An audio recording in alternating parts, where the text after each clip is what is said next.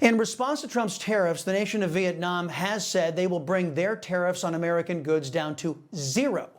Cambodia has pledged to drop their tariffs from 35% to a much more friendly 5%. Israel has said they will go down to zero. But not all nations are responding like this. The repressive, genocidal, racist, and communist government of China has said they will retaliate against the United States by imposing a tariff on American goods to the tune of 34%.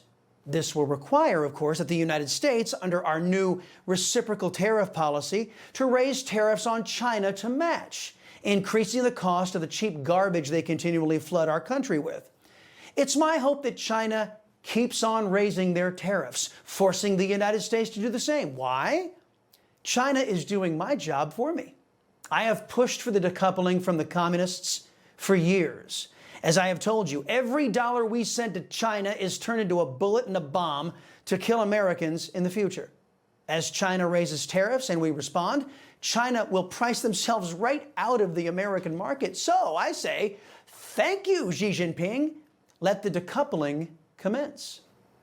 As you all know, old Glitch McConnell led a vote against tariffs, not out of concern for Americans, but out of concern for foreign countries like his beloved China.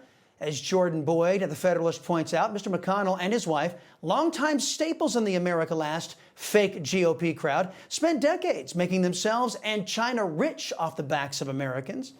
Way to go, Kentucky.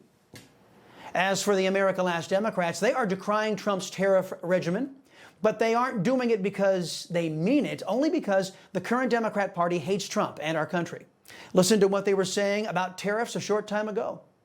How far does China have to go? How much more repression? How big a trade deficit and loss of jobs for the American worker?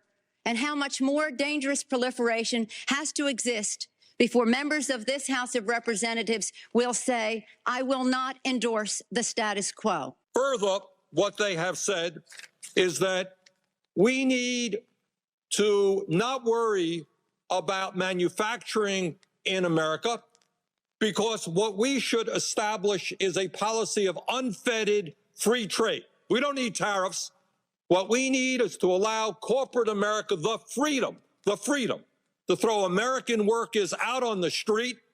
It's also proper for advanced economies like the United States to insist on reciprocity from nations like China that are no longer solely poor countries, to make sure that they're providing access to their markets and that they stop taking intellectual property and hacking our servers. We've tried the America Last way for decades. We can no longer support ourselves and the world because our politicians, frankly, have bankrupted us from within. Foreign nations have been eating our lunch because so many in our own government have been getting rich for selling us out. Yes, there will be some turmoil as we pivot the world economy from one that has been screwing over the United States for over half a century to one that treats us fairly. I'm willing to give President Trump a shot because sticking with those who brought us to near economic collapse, well, they're already proven failures.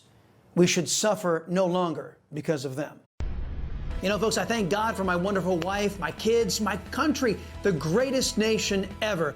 And Americans like you who believe in the truth, the Chris Salcedo Show will never stop fighting for you. The Chris Salcedo Show, for the news you need to know.